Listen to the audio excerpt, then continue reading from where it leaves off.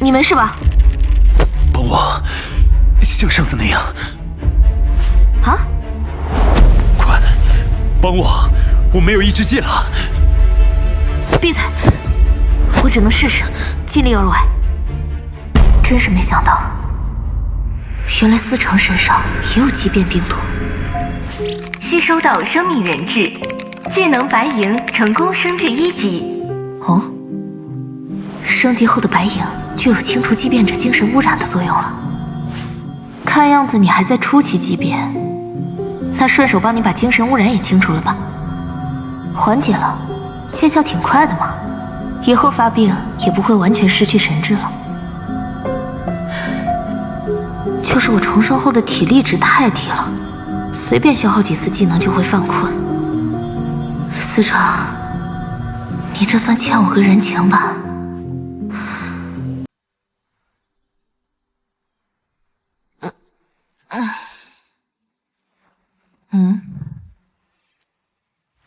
奇怪，我不是在家吗？怎么一觉醒来就在酒店了？难道是喝多约了谁，断片了？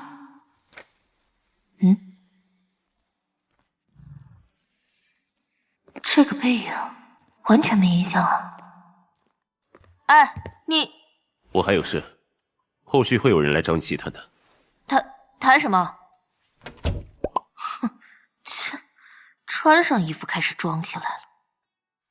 人挺下头的，没想到生命原质居然这么精纯。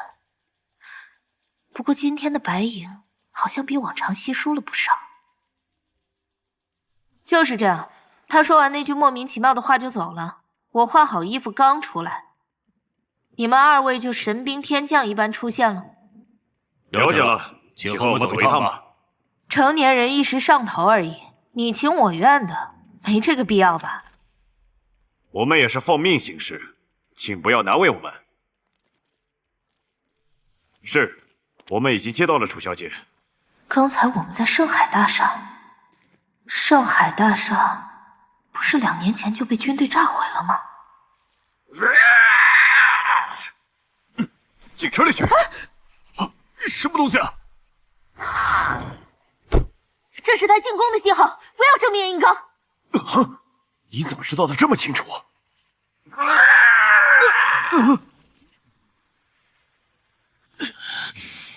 的，刚才那是个什么东西啊？先走，到了地方再包扎。不行，被畸变者抓伤不能等太久。楚小姐，我不知道你在说什么。我们现在必须尽快把你送到长官那里。你不会浪费你们时间的，转过来，我给你做处理。尤其是在外伤感染的情况下，畸变病毒会侵蚀的很快。楚小姐，你手里这是什么？畸变病毒又是什么东西啊？血液接触造成畸变感染啊，你们不知道吗？不知道，根本听不懂。见鬼，这还是末世新历年吗？怎么从盛海大厦那间房开始，所有人都不太对劲？长官，楚小姐安全带来了。楚小姐，希望没有吓到你。我没那么容易被吓着，可阁下费了不少周折把我带到这里，到底所谓何事？在下受人委托，来和你谈一笔生意。他看起来对我很了解的样子，我以前见过这人吗？什么生意？我希望你在接下来的半个月里，只为我的兄弟服务。服务？哎，说错了，是兄弟们。景，啊？你认你识我？还活着？你什么意思？我们认识吗？我们怎么会不认识呢？末世后的5年里，我们一直朝夕相对，直到分开的那一天。可就在末世第8年，帝京齐家幼子齐景死于势力斗争。等等，还在的盛海大厦对畸变者一无所知的现实和眼前这个还活着的齐景。现在是哪一年？什么？不可能的，怎么可能发生这种事？他没事吧？他在找什么啊？楚小姐，请你冷静，我们没有想要逼迫你的意思。给我！楚小姐，现在是旧历，怎么还会是旧历？还偏偏是那一年，一切不幸开始的那年。妈，爸，妈，我来了，我这就回去救你们。楚小姐，楚小姐，你不能走。滚开！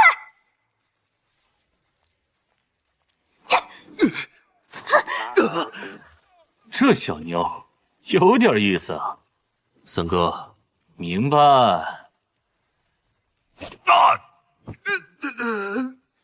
什么？身手不错，就是缺了点实战经验。关到楼上去。二哥这个月的发病期还没结束，他暂时还不能走。明白，别啰嗦了。楚小六，哼，轻的像片羽毛，哪来这么大的力气？硬生生先发一个男人也要逃出去。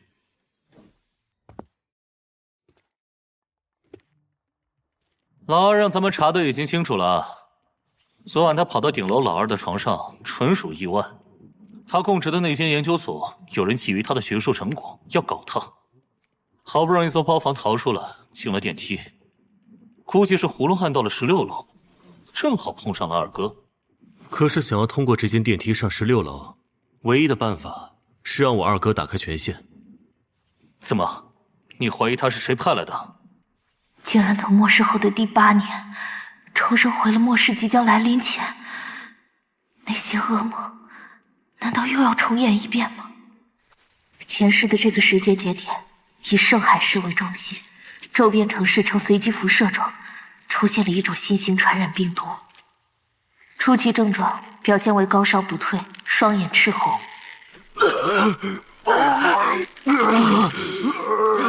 楚公，上次跟你说的事，考虑的怎么样了？把项目成果送给别人堆资历的事，我楚瑶不会。楚瑶，你少假清高，以为有疫苗局陆代表当靠山，就敢把老子不放在眼里了？主任，我是公私分明的人，不像你。如果你一定要深究，那不妨告诉你，是姓陆的在吃我的软饭。你反了你了！你给我等着，我迟早让你滚蛋！瑶瑶啊，你年纪轻轻就在这个领域小有名气了，凭什么要被那个主任压着？来疫苗局吧，咱们联手，怎么样？都是替资本为虎作伥，你们疫苗局就很干净吗？最近那种新型传染病，我发现不太对劲。为众人报信拾柴者，经所内裁定，研究员楚瑶违规泄密，现已解职。所内将对其保留一切后续追偿权利。居然动必于风雪。病理数据从我手上泄露一事，业内已经传开，趁时又有谣言说我靠不正当手段上位，无人再敢用我。我是爸爸妈妈收养的孩子，他们却待我视如己出，将我悉心抚养长大。不仅从小教我练成一身本领，更是支持我的每个选择。可没想到，那是我们末世前相处的最后一段幸福时光。起初，只有几例的传染病在乡村扩散开来，死亡人数越来越多。就在病毒流向圣海，让整个东南彻底失控时，一场百年不遇的雪灾降临。大雪灾后，那些鲜丧的尸体出现异变，成了僵尸。普通人逃过了第一轮传染，却没逃过被丧尸灭杀的命运。我的家也一样，他们为我争取了逃生的时间。妈！可在我逃出村子后，我发现自己也被感染。如果不是一支开往圣海的部队恰好取到宁城，我可能在末世开始之初就死了。被安排进收容所后，我烧了整整10天，居然侥幸熬过了畸变危险期。爸妈，快走，和我一起走啊！我觉醒了治愈系的超凡能力。起初，我的治愈异能只对自己起效，但随着我在基地内担任医疗兵，不断接触各种感染患者，已经逐步能将异能作用在他人身上，治愈一些基础的外伤了，但依然对畸变感染病毒束手无策。直到齐景的出现。楚小姐，齐长官希望你能成为他的专属医疗兵。价钱如果不满意，随你看。哼，都明码标价了，还立什么牌坊？让他本人来和我谈。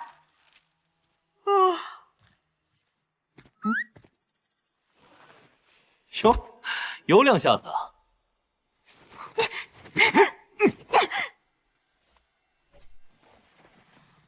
躲在人家办公室里，你是不是变态啊？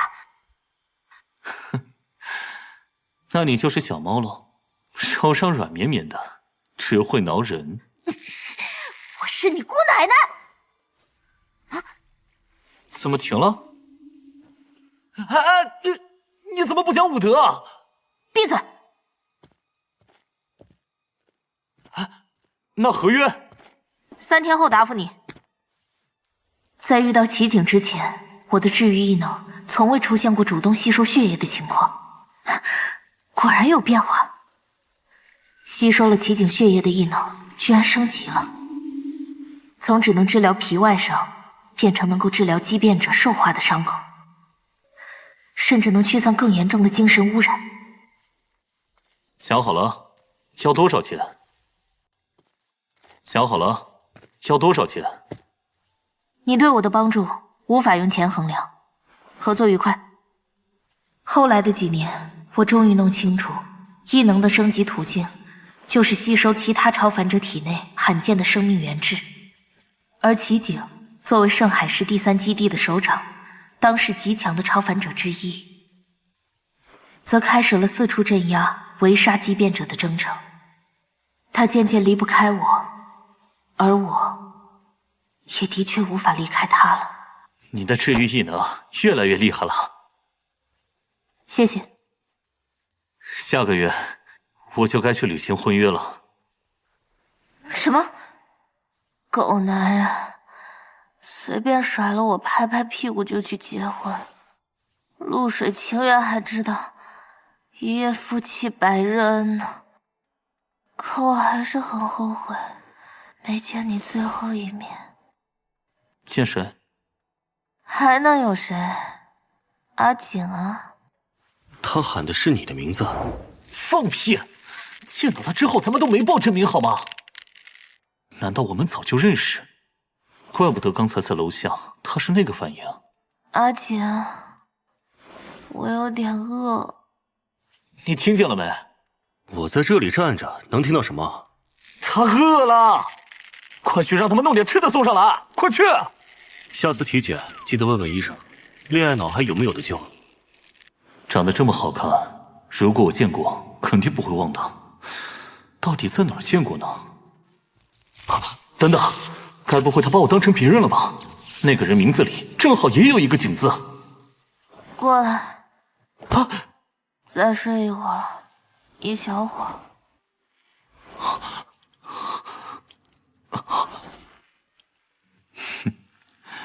真是傻，这是随便抓一个人就能喊的吗？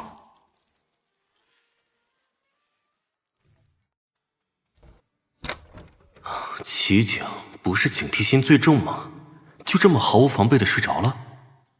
哼，稀罕啊！这女人给他下了什么蛊？楚先生，这蛋糕还是给我吧，您别一直端着了。查到了，昨晚是我二哥手下人疏忽了，跟他无关。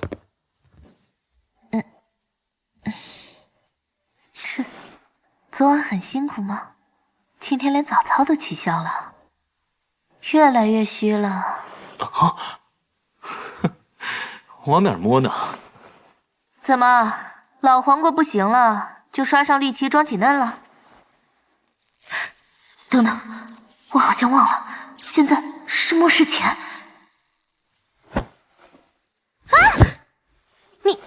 你先放开，听我解释。你怎么知道我不行？行不行？试一下就知道了。我靠！不是吧？你小手这么黑啊！你早放开就没这么多事儿了。是你刚才先喊我名字的。我喊的那个人不行，你也不行吗？按照前世的时间线，研究所那群人应该已经开始泼我脏水，搞臭我的名声了。哼，随他们去吧，没必要在这些人身上浪费时间，虚以委蛇。我还有更重要的事做。你工作的那个研究所，我不会回去了。如果你担心前2天的事，不担心，我也不在乎。到了，是这里吗？是。多谢了。见鬼了，长得这么美，怎么只对我手黑脸冷的？你看看，和刚才在屋里对我动手简直是2个人。小六，想爬上来的女人咱们见多了，可躲着我走的我还是第一次见。二哥对他可不是一般的上心，你注意点。哎，不用提醒，我自有分寸。我的衣服、生活用品，带不走的就扔掉。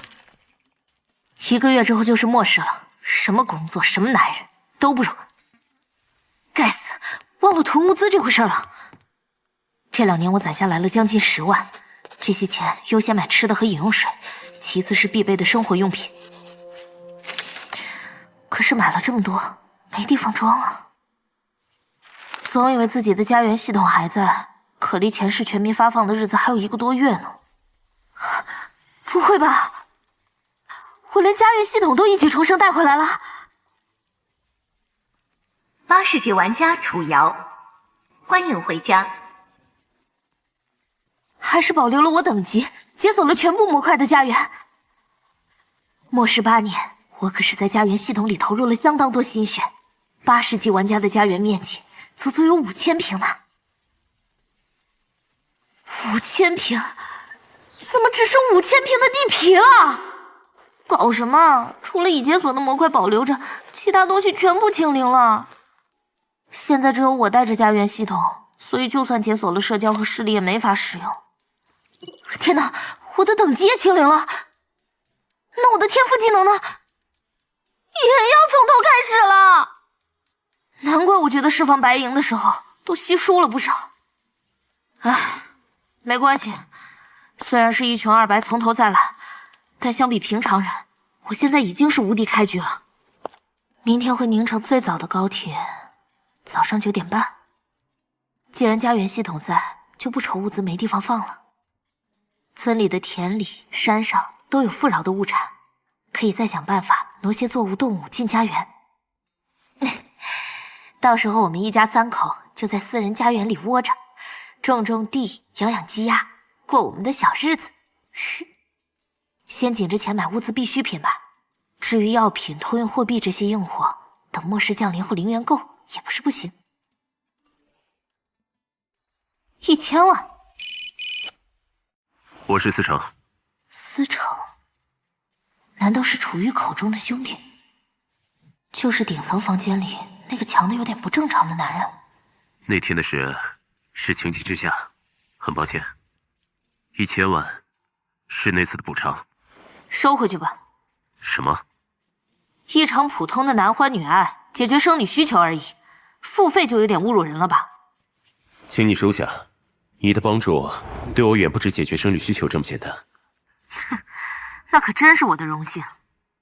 的确，所以我想再约你下周6到周日的时间，500万。我会尽量克制，也有随行的医护人员保证安全，你可以放心。恐怕要让你失望了，明天我就会离开盛海。回你老家宁城吗？你调查我？只是一些基本的背调。我可以去宁城，把地址发给我就行，其他我来解决。真是病得不轻。拉黑，这破钱我也不稀罕，留着去给你看看脑子吧。他怎么说？他挂了我电话。哦，可能有别的事。既然你要他周六日，那我就要周一到周五。不行，周四周五让他休息。你太上头了，要是不答应，明天就给我带着三影滚去北边。成交。囡囡，怎么今天回来？我和你爸爸有事去外地一趟，下周才能回来。这不是想给你们一个惊喜吗？是吗？那我们改签一下票，今天就回吧。不用，正好我还有点事没忙完，这2天先住外面。好，那下周咱们一起回家。我可想你们了，你们要注意保护身体，戴好口罩啊。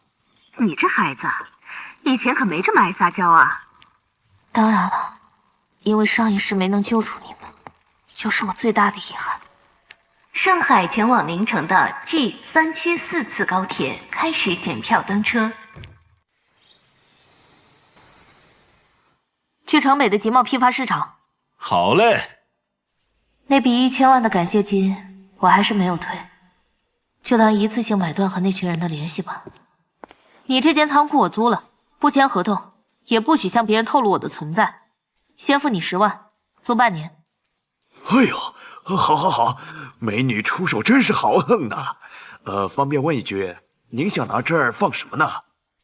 我想开个超市，不得先囤货吗？啊？第一批买的必需品物资已经进了家园系统，现在可以考虑添齐生活用品了。怎么买这么多电器摆在这里啊？哎，我刚才看仓库还有发电机呢。这美女真够奇怪的。还是要多谢那1000万，让我囤物资的选择都多了不少。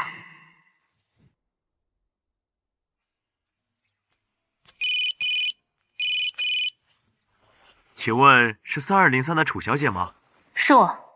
酒店赠送给您的宵夜，请问直接帮您送上楼可以吗？好，麻烦了。来了。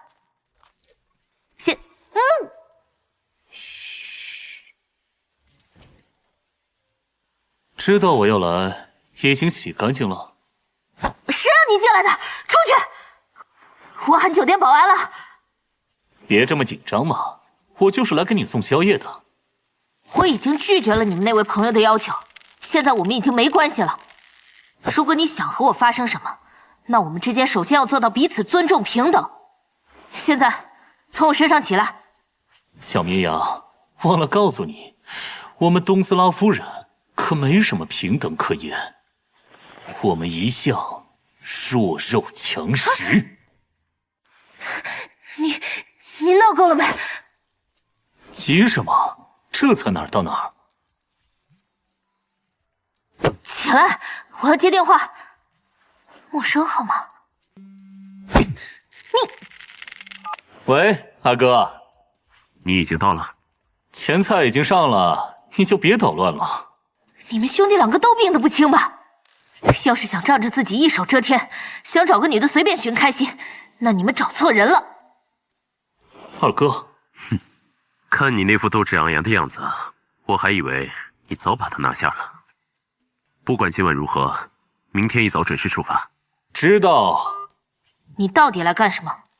想见你，这个理由可以吗？啊？前2天分开以后，我就一直在想，什么时候能再和你见上一面。二哥一发现你的行踪，我就连夜赶来了。为什么你会对我有这么大的吸引力？吸引力？你这副要强抢民女的架势，我只看得出发情期到了。和发情期差不多，满脑子都是你。哼，听起来你脑容量也不是很大。刚才吓到你了，对不起。哼，但我刚才要是真霸王硬上弓，你会怎么办？上次床上那招，在这里也施展得开。别！踢坏了，以后吃亏的还是你。又开始了？不敢。你去旁边新开个房间，别和我挤一张床。我不会做什么的，就让我好好抱一会儿。开了大半天车才到，困了。白银对生命源质有反应了。明天一早又要赶回北边出任务。还没被畸变病毒影响，奇景体内就已经有生命源质迹象了。抽取出来了。吸收到生命源质，技能白银已经得到提升。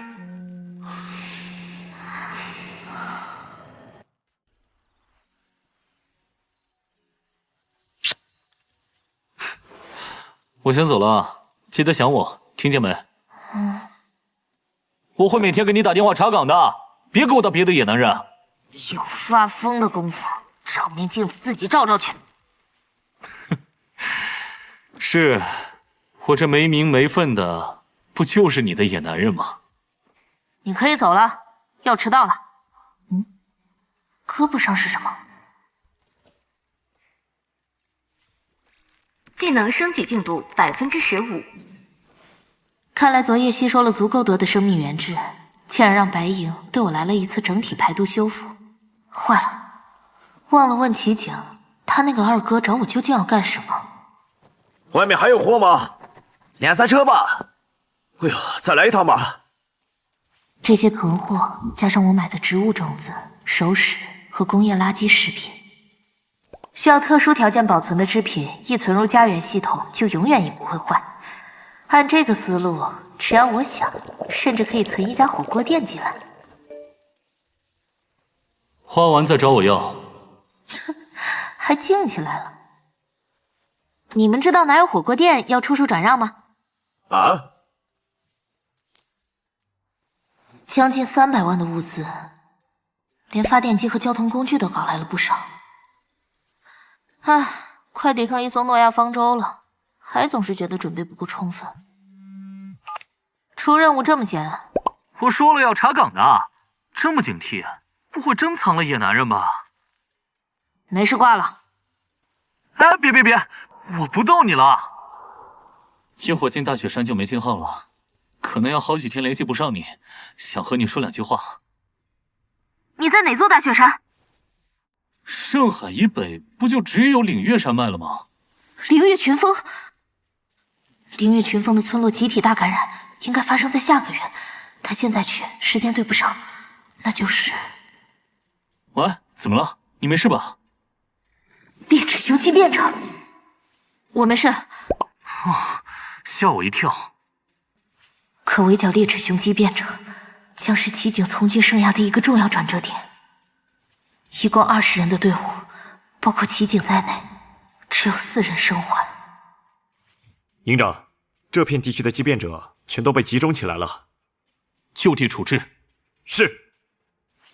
从此，齐景变成了坚定的只杀不救的激进派，当年成了势力斗争的牺牲品，据说和他极端的做法也有很大关系。齐景，怎么了？我要说吗？一旦说了，以齐景几个人的敏锐程度和所处位置，很快就会发现不对劲的。我知道不该欣然插手，可这不只是在帮齐景一个人。我之前在一个医学论坛看过一起很奇怪的病例，标题是成年男性的口周出现特例症状。什么？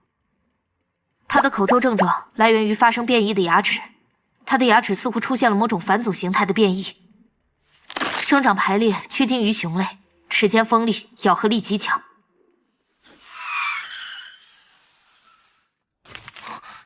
你是不是知道了什么？和我想的一样，齐景看似鲁莽，但脑子聪明，戒备心极强。我只要透露出丁点相关的信息，他就一定会起疑。他不明问，我就当听不出来吧。只要能救他这一次，让他此后不至于走入绝境，举步维艰。除了口周部位，他的体表皮肤也发生了变化，非常坚硬，那种坚硬程度远超兽皮，普通枪械都很难击穿。是吗？这真的是你看到的病例吗？还是想借病例向我传递某些信息？没错，我不相信那人的情况真如病例所说，只是初级的面部畸变者。他已经是半兽化，甚至可能马上达到完全兽化。意思是普通枪械不行，那就要用重火力了。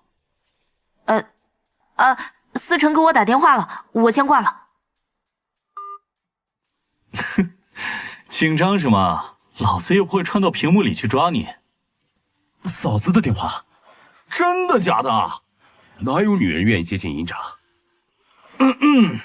作战资料看完了吗？有什么要汇报的？没有。按照原定作战计划吧。不行，咱们车上没有重火武器，打电话通知指挥部送。营长，有点小题大做了吧？根据勘检结果，现场凶手的脚印是人类。至于伤口的齿痕，可能只是用了特制的锯齿类刀具呢。再穷凶极恶的歹徒啊，有咱们10几个3营的精英，肯定也能把他当场摁下了。这些痕检证据，有时候恰恰也会混淆视听，反而成为阻碍。因为不只是北风村，全国近期这种疑似猛兽杀人的悬案都多了不少。办案的过程、结果却统一标为高度机密，不予公开，说明其中绝对有蹊跷。楚瑶，为什么恰好是你来提醒我这案子其中的关窍？那天你出现在16楼呢，还是偶然吗？我还能相信你吗？我该相信你吗？打给指挥部，我要和司部长直接对话。我说的是不是有点太多了？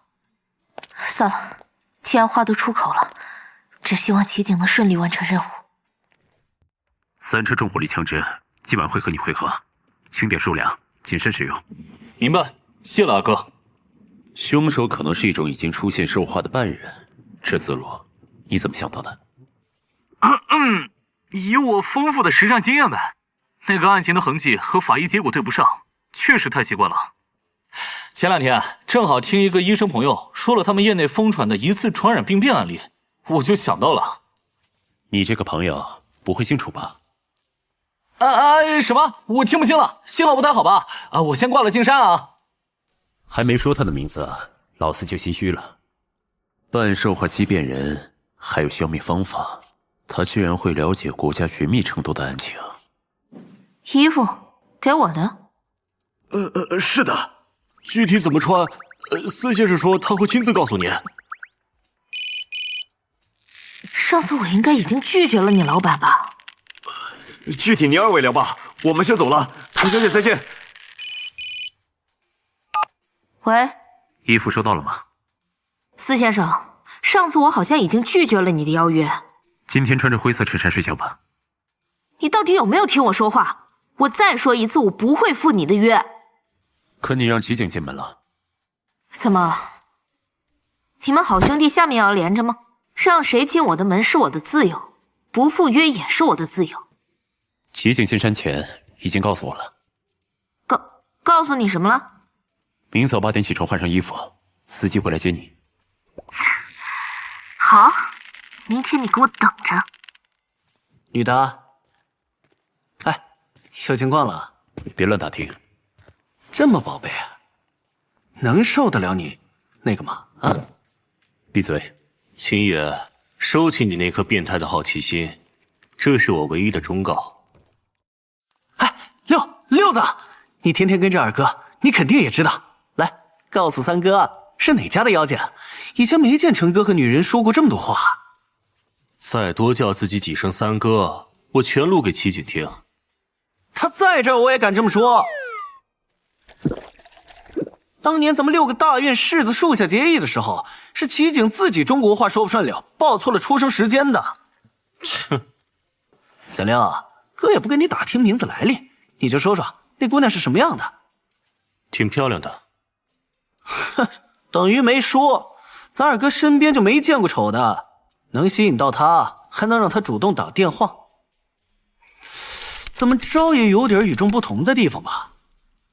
可能是他身体素质比较过硬吧。看吧，这怎么不算绝技啊？女中豪杰啊，凭这点轻轻松松拿捏司家唯一的继承人。老三，你可别动歪心思，二哥对他很上心。你要是坏他好事，就等着收拾东西回法国继续卖画吧。1个月上心个2、3天，挨过发病期就行了。剩下的28天他没工夫独占。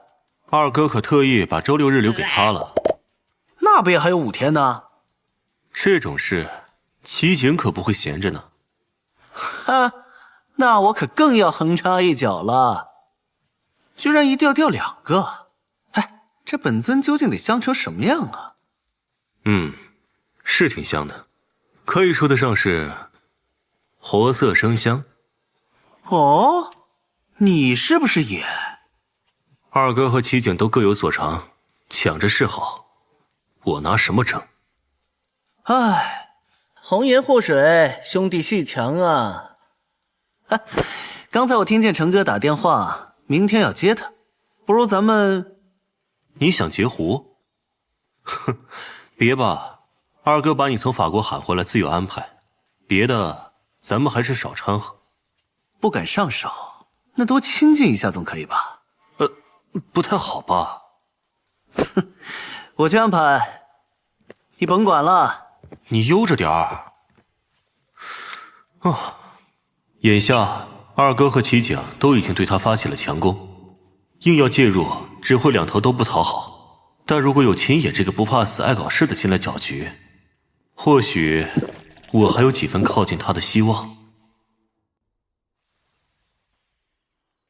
距离平安夜全民家园系统降临还有38天，距离末世大雪灾还有46天。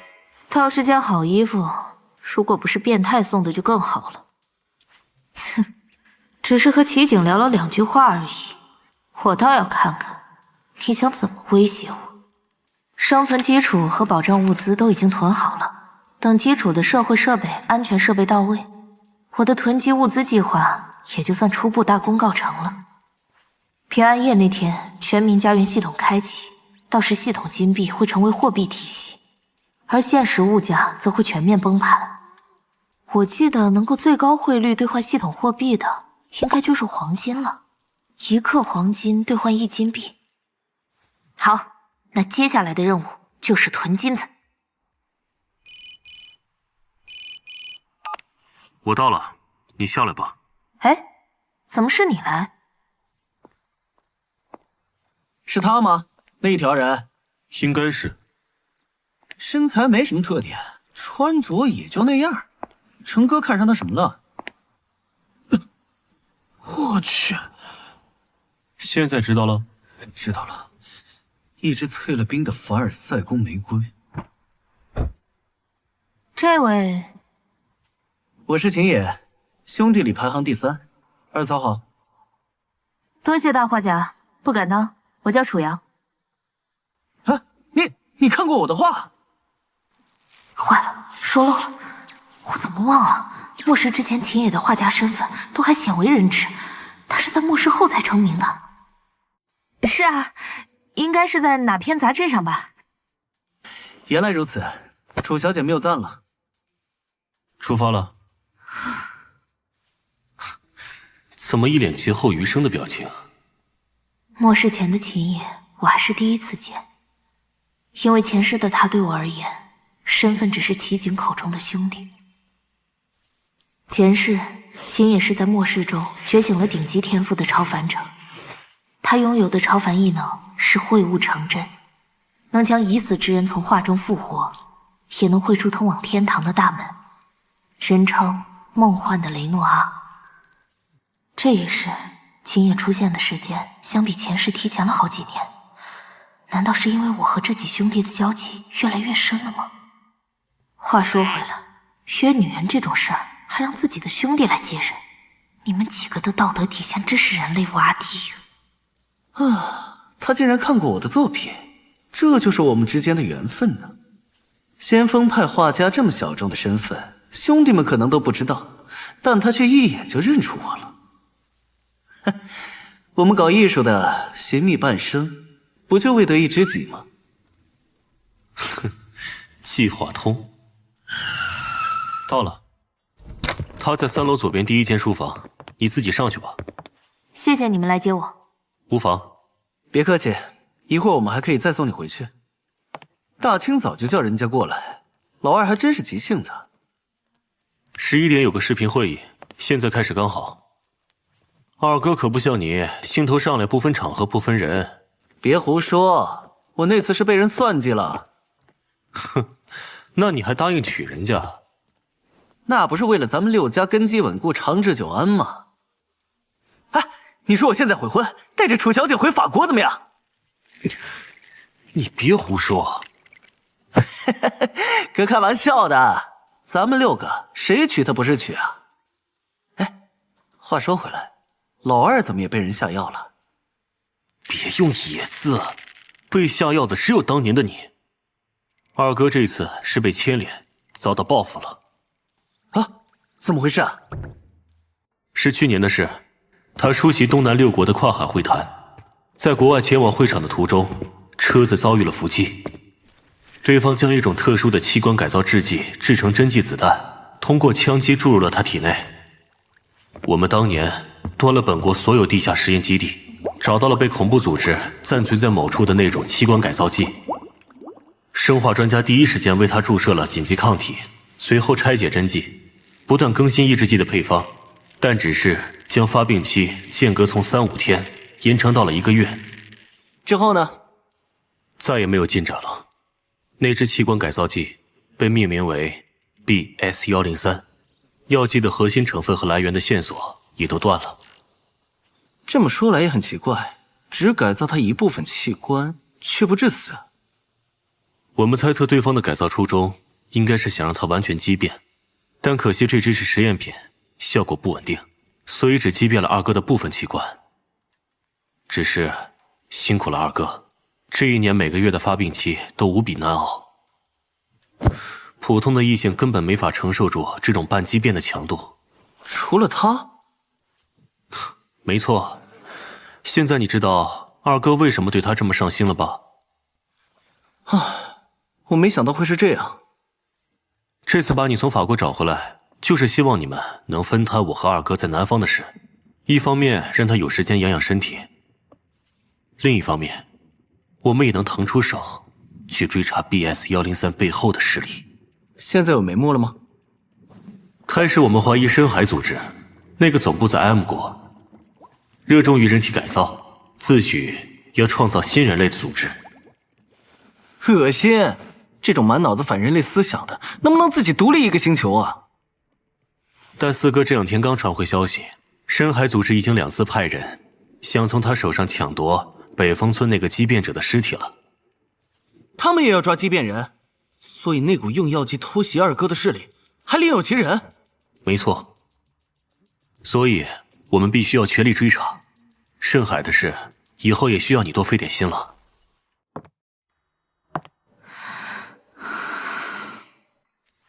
他拿不出铁证，我是不会承认的。想炸我，门儿都没有。怎么不进来？在门口站着做什么？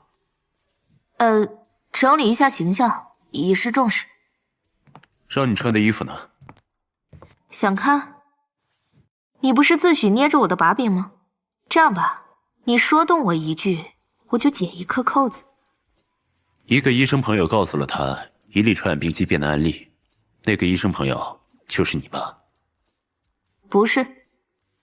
但据我对你的调查，你离开药研所之前手上最后的项目，就是新型传染病患者的一边症状观察。你继续。但你的项目报告里也并没有畸变成熊的案例，你却精准点醒了奇景，熊的撕咬痕迹和人的脚印是会同时出现在凶手身上的。奇景向我要了3车重火力，普通枪械对半兽化的畸变者无效，这一点应该也是你提醒的吧？继续。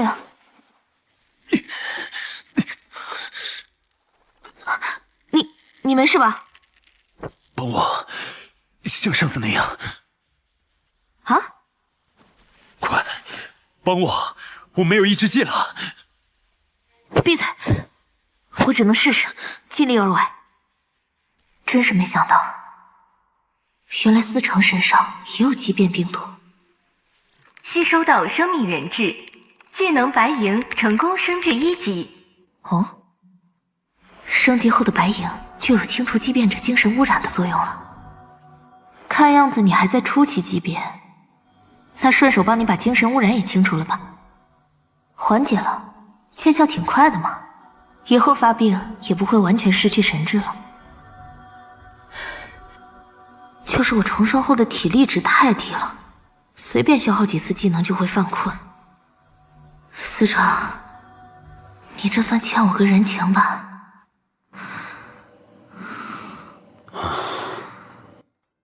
啊，他怎么睡在这里？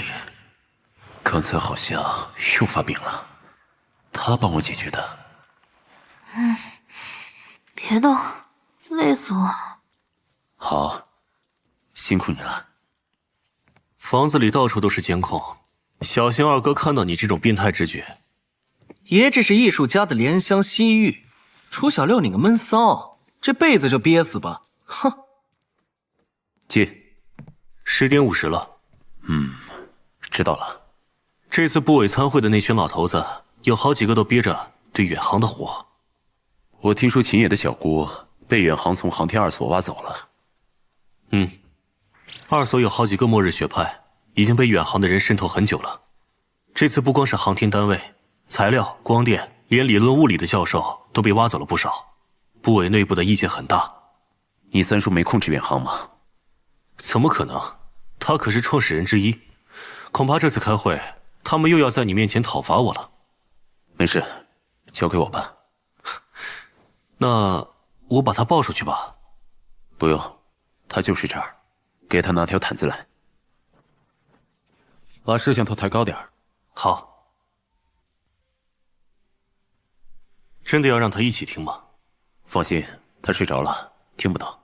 帮我约一下负责 BS-103抑制剂研发的林博士，这2天我要去见他。你身体哪里不舒服？没有，是感觉比之前的情况好了点儿。是这2次之后吗？明白，不打扰你了。司长，科研2所已经有47名博士及以上研究员选择离职，其中有31人公开承认已经加入了远航。远航的那个火种计划闹得沸沸扬扬，咱们再不行动，他们的风头就要盖过正牌的科研机构了。那你有什么留住人才的高见？是啊，远航一没立场偏向，二没留下证据。唯一的火种计划还没有任何成果，咱们凭什么行动？怎么没证据？远航准备对外发射的传票就是证据。据我所知，盛京、盛海两地的财阀至少已经暗中对远航进行了10数亿的资金支持了。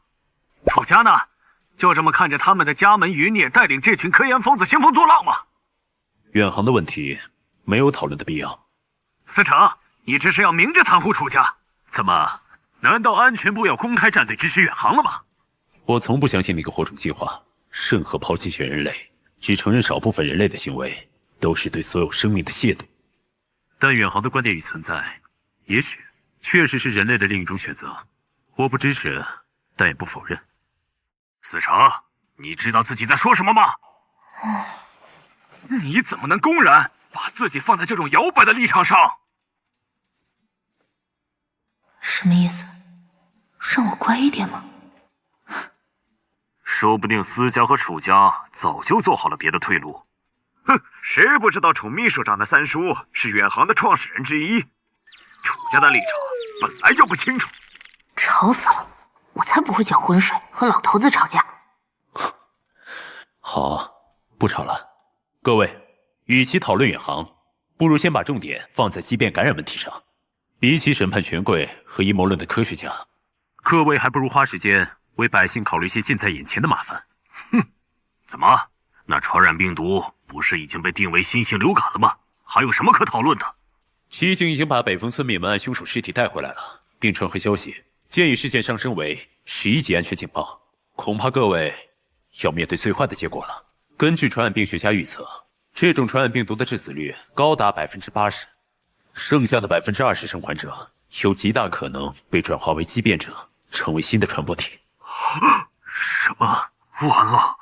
早在去年年中，海西与苏南交界处的祁连山脉下，就多次有牧民目睹万兽人的出现。当时还在海西一处偏僻村落，造成了全村范围的感染畸变。什么？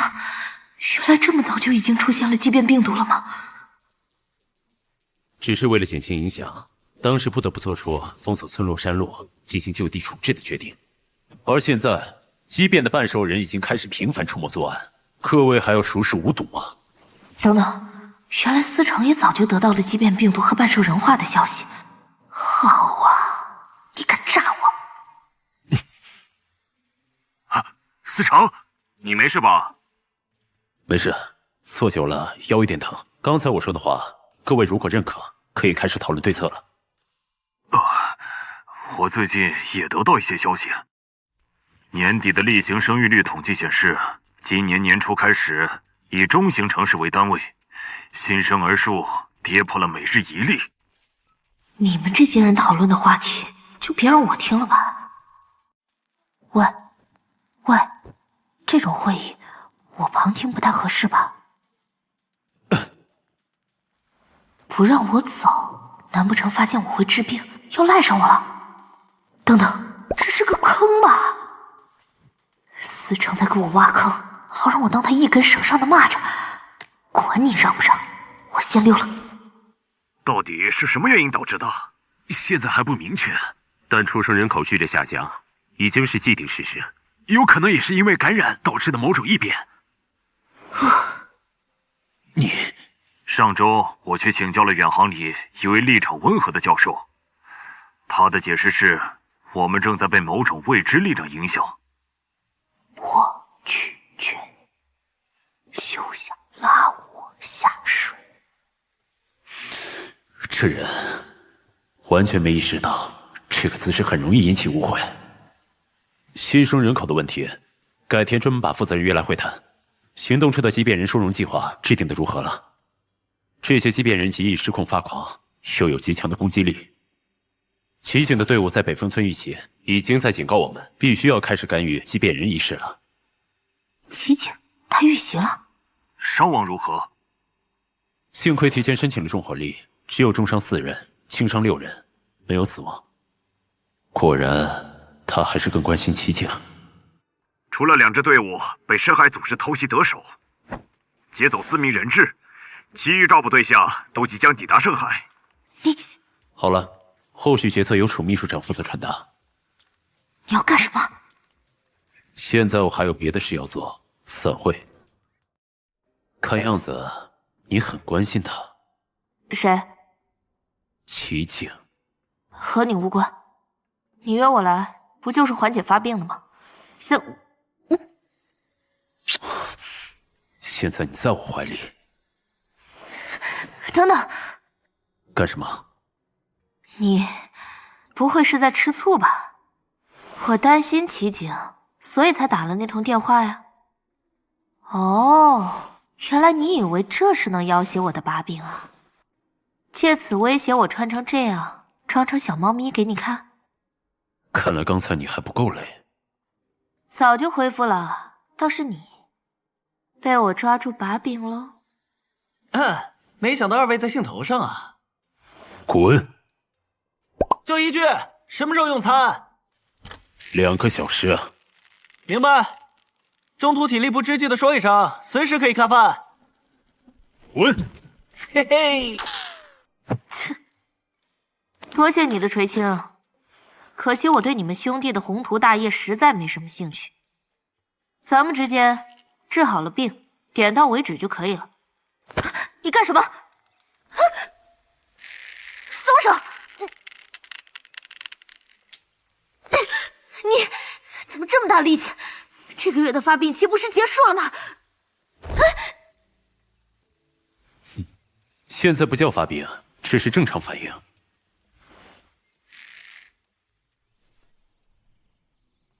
一顿午饭吃成了下午茶，等这么久，我们都快饿死了。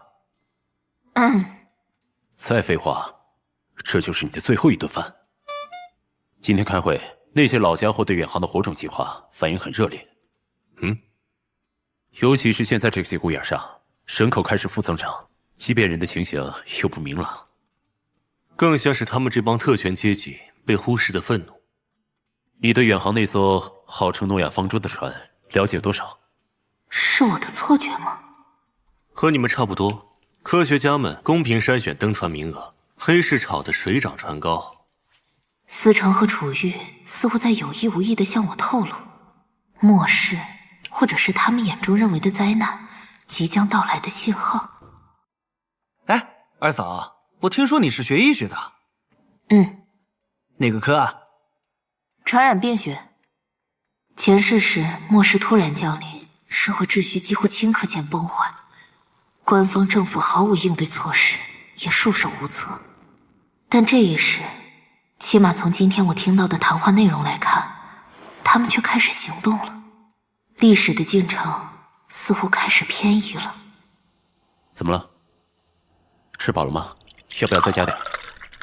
先柔情攻势，再把透露这些超前的消息给我，是想看看我手里还有多少牌吧？哼，政客的脑子就是好用啊！信你对我有情，还不如信我是秦始皇。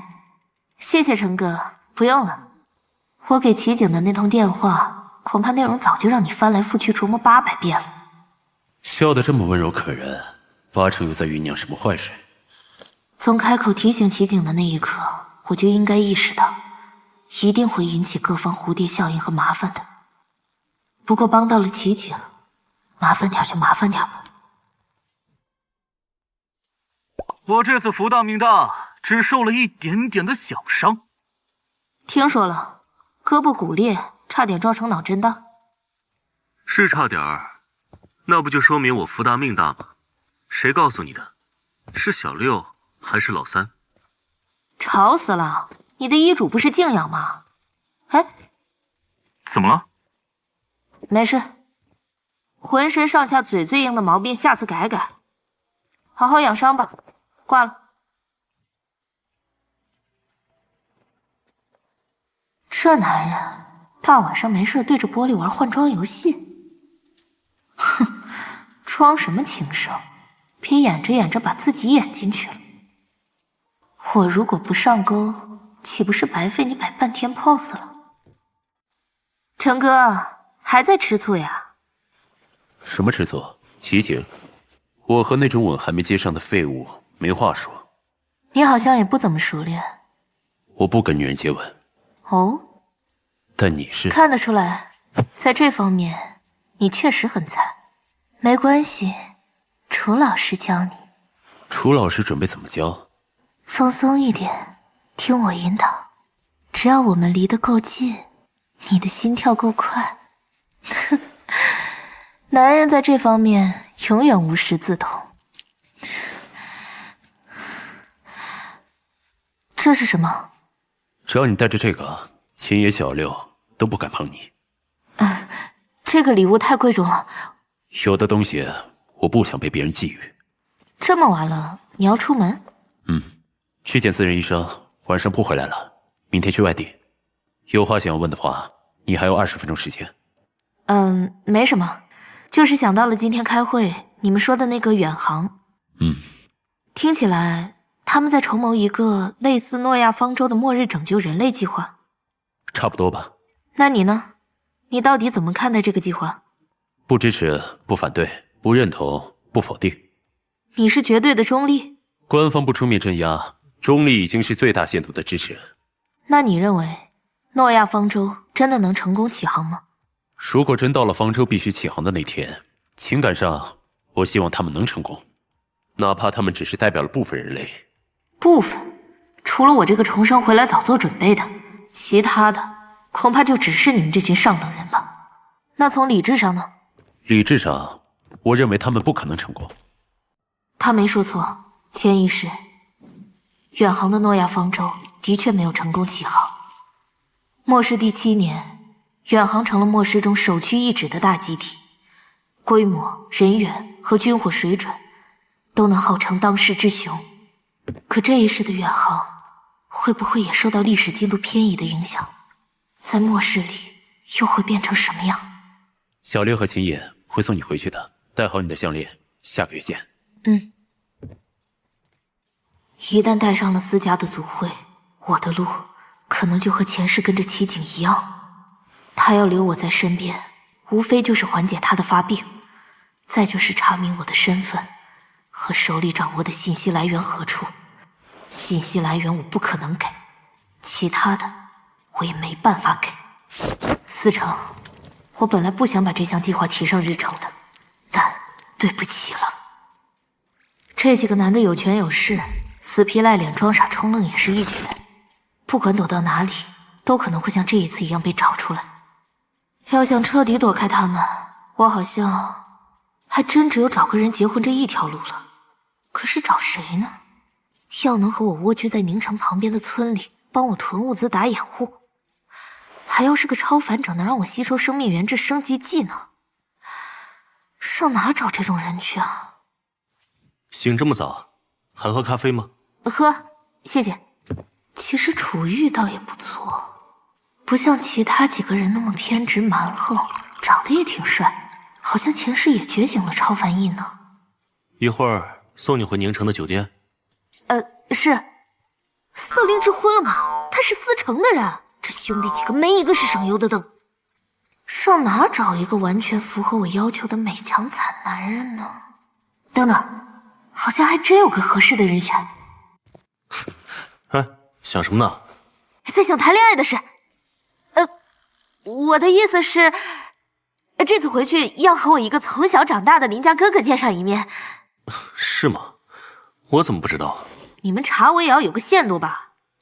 对不起，谈恋爱的事是指他吗？对，我爸妈催得很急，我觉得他是很合适的人选。那二哥呢？我以为你会考虑和二哥在一起，毕竟他需要你，你也是第一个他愿意主动亲近的异性。他愿意亲近我，我就要凑上去吗？这几次接触，哪些是我自愿，哪些是迫于无奈，你应该比我清楚吧？确定要回老家生活恋爱？这决定是不是太鲁莽了？难道你有更好的选择推荐我？我是说，以前研究所的那些事，我们已经帮你处理好了，你随时可以回去，想换单位也可以，哪怕不想工作。楚玉，每个人都有自己的选择，你们这样的天之骄子和我这样的小人物，注定要擦肩而过的。不，你才24岁，你还有这么出色的履历，你完全可以一步步走上来，和我们并肩，我可以等。对不起，我并不想让你感到为难，我只是很惋惜。谢谢你，能和你短暂有所交集，收到你这份善意，我很开心。我也是。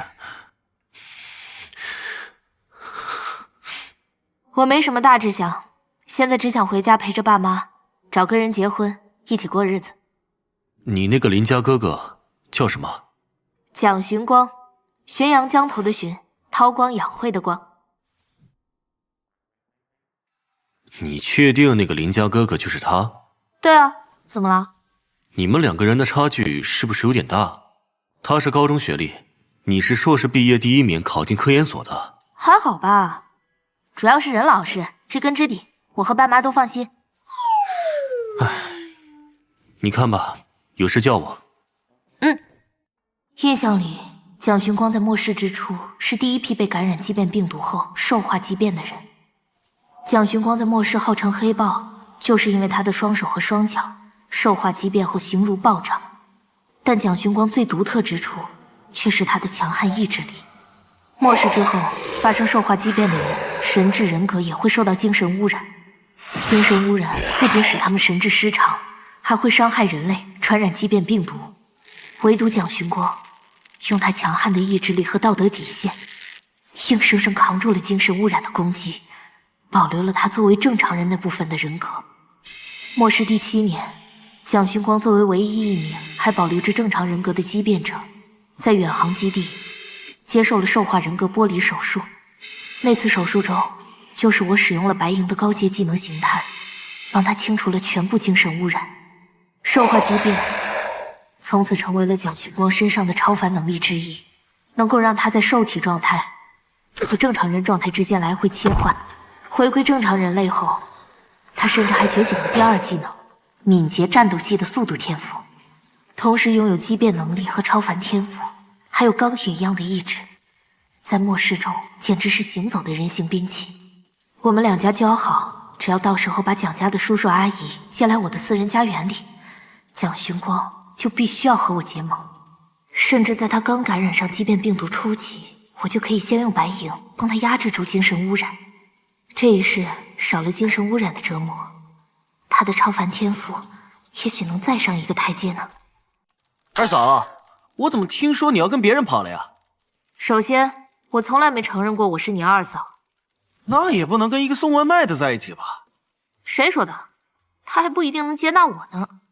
啊？为什么是你这么卑微啊？你喜欢他啥？图他比你大8岁，还是一个月跑外卖收入8000？当然是图他人好。如果我和你结婚，你愿意和我回农村过日子吗？喂，你再问我真的答应了。有未婚妻的人就别嘴炮了。你也有未婚妻啊？为什么用也？还有谁有？齐景啊。齐景连这个都告诉你了。女人的直觉，男人的嘴，骗人的鬼。上辈子瞒我瞒到结婚前，这辈子还不知道要憋到什么时候。嘿嘿，那你的直觉一定没告诉你，小爷这是政治联姻。如果我非要带你私奔离开这里，也没人能奈何咱们。哇，那你可真厉害呀！可惜我不要二手的。齐景不也是二手的吗？而且他可没法像我一样悔婚，他那个未婚妻难搞着呢。对啊，所以我选择回老家，说不要都不要。你怎么油盐不进啊？啊，我们小六总比那个外卖哥强吧？喂，过了今年也才26，比你大2岁，工作稳定，长得帅，恋爱史空白，没暧昧对象，没未婚妻，无不良习惯和前科。三哥，而且他还挺喜欢你的，你还有什么不满意的地方吗？你给我闭嘴！哦，原来喜欢是排在最后一项，半买半送的。别听他瞎说！哇，老子给你做媒呢，再不主动就名花有主了。怎么样，瑶瑶？到时候你跟他过烦了，我还大难未婚的时候，你还可以把他踹来跟我。秦野，有梦想是好的，但是不好意思，私家族徽，思成给你的，所以停止做梦，该送我回去了。先狐假虎威斩了这群烂桃花，再悄悄消失在思成的视线里。不错，很完美的脱身计划。谢谢你送我回来。雨很大，伞留给你。你拿着用吧，一会儿不是还要去机场吗？没事，如果你改变主意，一定要给我电话，我来替你安排。好的。秦野的话听听就过去了，他满嘴跑火车，7句假3句真。哪句是真的？我不开玩笑了，我都明白。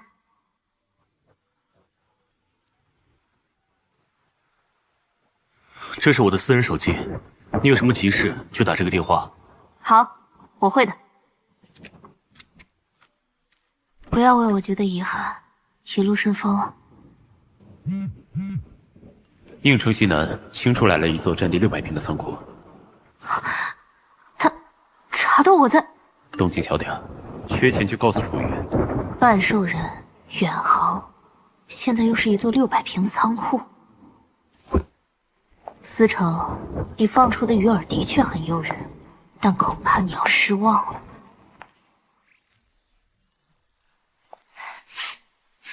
妈妈，你们已经到家了。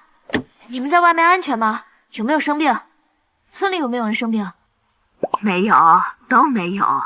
你每次打电话都要问，怎么这么在意生病啊？冬天一般流感都很严重，我担心你们嘛。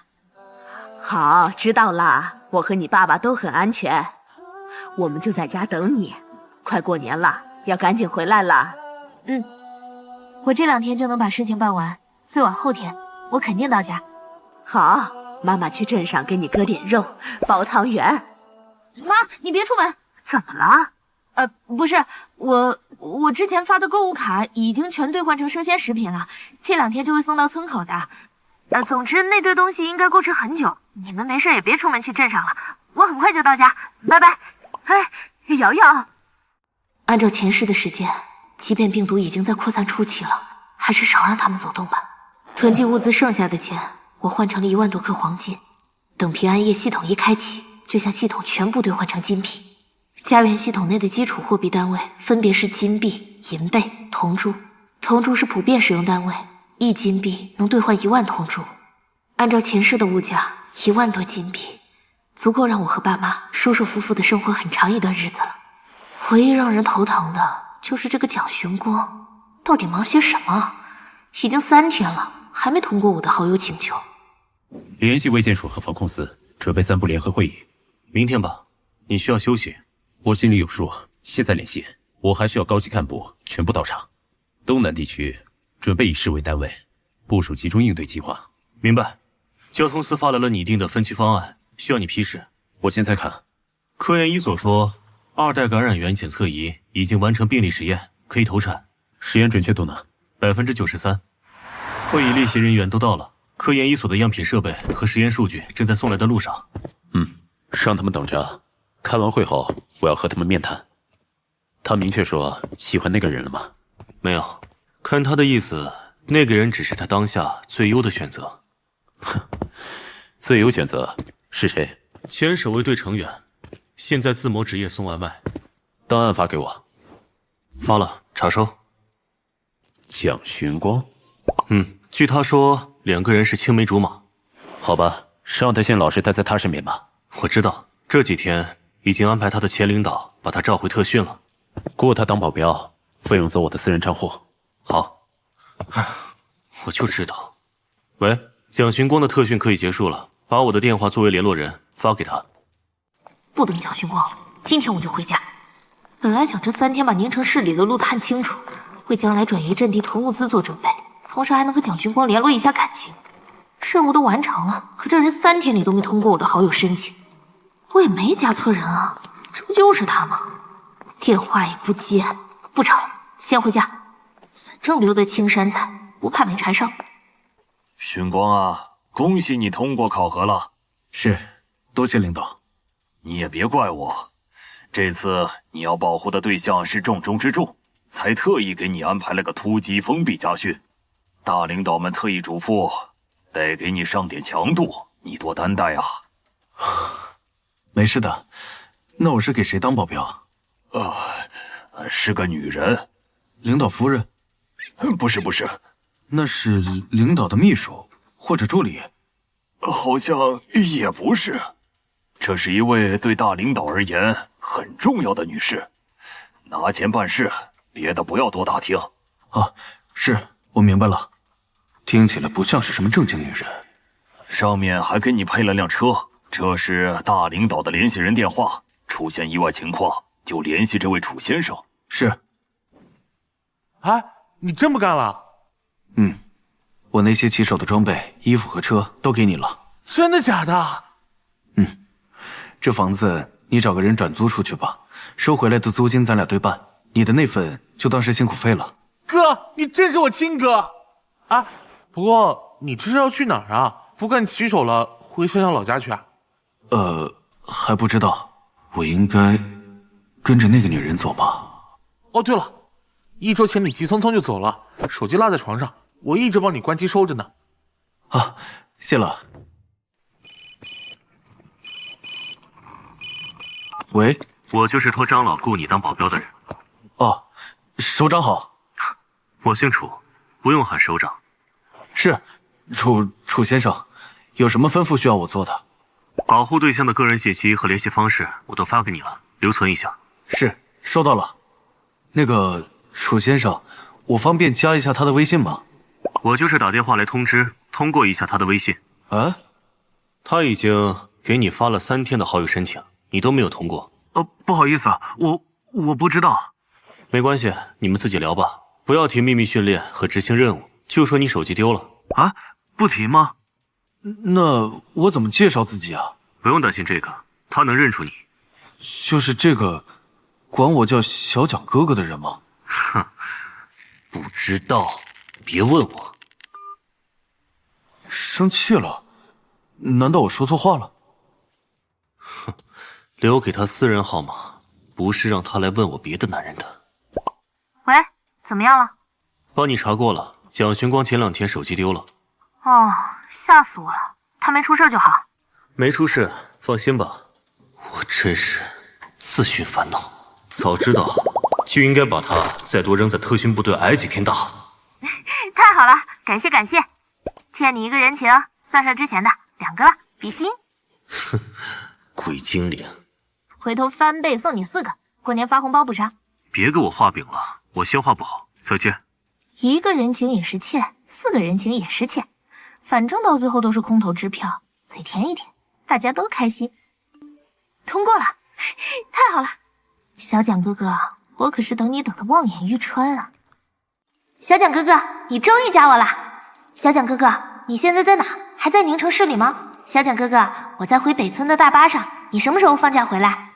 这么热情，难道他认识我？楚小姐，你好。哼，好慢热呀。那就我来主动一点吧。司机师傅，前一个路口停下，我要下车。啊？小蒋哥哥，你现在有空吗？回北村的大巴坏了，我只能被迫下车了。好的，楚小姐，你发一下定位。好耶！又有什么事？楚先生，我现在正在去接楚小姐的路上。有些事我还是想提前向您确认一下。比如，楚小姐认识我吗？为什么会喊我小蒋哥哥？我是否该纠正她呢？喂，楚先生，你在听吗？让他叫吧。楚先生，这不太好吧？毕竟楚小姐是客。是他主动要叫的，我有什么立场管他？以后他有什么要求，只要不太过分，你只管听他的就是，不用什么事都找我，我很忙。哦，是。楚先生这话好像有点像赌气。啊？是站在路边的那个女人吗？小蒋哥哥，小蒋哥哥，真是你啊！行李交给我，你上车吧。谢谢小蒋哥哥。他的笑，总觉得有点似曾相识，但我实在想不起来了。哎，小蒋哥哥，你车上怎么有行李啊？你也要一起回村里吗？什么回村？我不是跟着他走的吗？都听楚小姐的。怎么还这么客气，喊楚小姐啊？喊我瑶瑶吧。瑶瑶，我对这个名字怎么没一点印象？车里这么干净，他应该没有女朋友吧？很正派的帅，利落板正，肌肉也很紧实，鼻子很高很挺。难怪生命元质那么精纯。刚才我好像听他说北村和我老家的村民挺像的，怎么回事？为什么一直盯着我？不过楚小姐长得确实很好看，不愧是大领导这么重视，还要安排暗中保护的女人。楚先生是大领导本人吗？听起来他对楚小姐挺上心的。蒋巡光，瞎想什么呢？别忘了你是拿钱办事，别东想西想。啊，楚小姐，你要回的村里是老家吧？目的地定位发我一下。怎么了？你笑什么？没什么，小蒋哥哥，我给你指路。啊，好的。不会好好配合司机吗？还指路，万一指错开错，他不会乱发脾气告状吧？前面下国道，这条路开到头，剑河过桥。啊，这不是回秦南村的路吗？难道我们真是一个老家？可我为什么一点印象都没有呢？楚小姐，瑶瑶，就在这里下车吧。爸，你怎么出来接我了？我算这时间你也该到了，还以为你坐大巴到了桥头呢。啊，楚叔，小蒋，你和楠楠一辆车回来的？什么？她是楠楠？你终于想起来了。你居然是小时候的楠楠妹妹，那个一直跟着楚叔的小女娃。楠楠应该是我认识的小孩里最乖的一个。初二开始，很多时候放学回家，就能在我家的杂货店门口见到放学的楠楠和楚叔叔。楚叔叔来找我爸喝酒聊天，他永远背着大大的书包跟在后面，跟屁虫一样。不管大人在不在旁边，他总是自己乖乖写作业、背课文。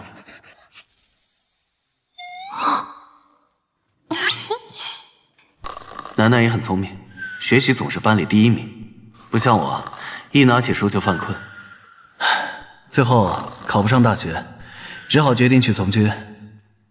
听说我高中毕业从军那年，他已经考到了镇上的初中，还是以第1名的成绩考进去的。虽然没有和他告别，但我离开的那天，其实一直期待能看到楠楠妹妹的身影。没想到这一别，就过去了10年。当年瘦瘦小小的姑娘，也已经长成大美人了。等等，你不是在盛海读完书当医生了吗？小蒋哥哥，你对我的事记得好清楚啊，是一直在悄咪咪留心关注着我吗？对啊，我妈打电话闲聊时提起的。你记得没错，这个蒋勋光居然这么纯情。这次回来多久？我辞职了，不上班了。可你为什么不好好当医生，反而和那些人扯上了关系啊？虽然没有明说，但我心里也大概知道，他们是一群什么样的人。你妈妈念叨你好久了，嘴上说着要我们赶快回家，自己还耽搁这么久。楠楠，怎么和小蒋一起回来？我想和他在一起啊。想和他多待在一起，不行吗？你快去停车，我和爸爸先回家。刚才那应该只是口误，现在她不只是楠楠妹妹，还是……小蒋哥哥，快点！大领导要保护的女人，我的任务对象。下次别这么对小蒋说，人家容易误会。他长那么帅，误会了我也不吃亏啊。长得是很周正，但年纪也好大了。年纪大怎么了？年纪大会疼人，我就喜欢年纪大的。楠楠，你要和小蒋谈恋爱吗？不告诉你。小蒋，来，再来喝一杯。你今天怎么回事？逮着小蒋灌酒？可能我爸已经把小蒋哥哥当成了未来女婿假想敌吧。来，咱爷俩最后一杯。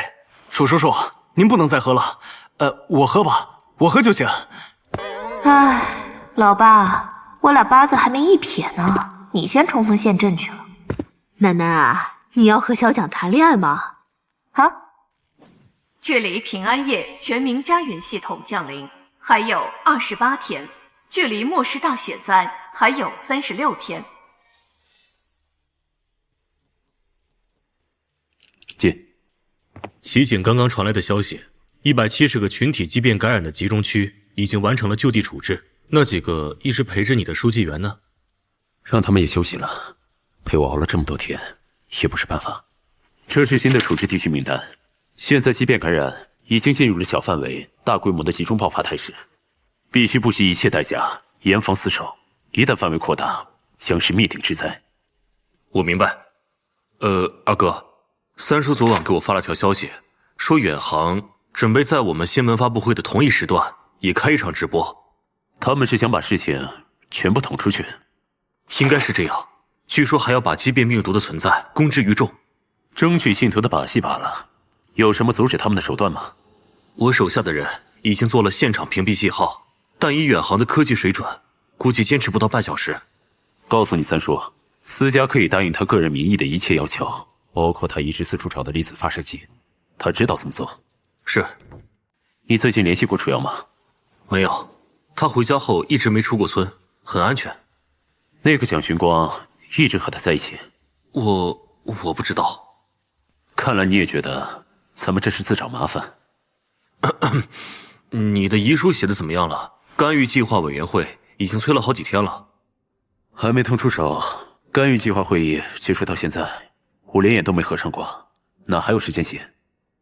在会上签署集体死亡协议还不够猎奇吗？居然要求所有人提前准备遗书。别忘了，一切以人类生存为第一序列，上至我们，下到普通研究人员，即便感染干预计划的所有人，感染即就地赴死。是啊，绝不允许病毒从我们身上蔓延出去。离新闻发布会没多久了，公布消息后，把控舆论，调整预案，有你忙的，去休息会儿吧。没事。今天最近忙什么呢？开始上手了吗？怎么，你找他？他现在在深海市内管着物资的应急储备。如果我没能从帝京的发布会现场出发，立刻安排秦野带齐景去宁城。你这天迟早会来，我早就做好了准备，但我不敢在他身上。距离向全人类公开畸变病毒的存在还有3天。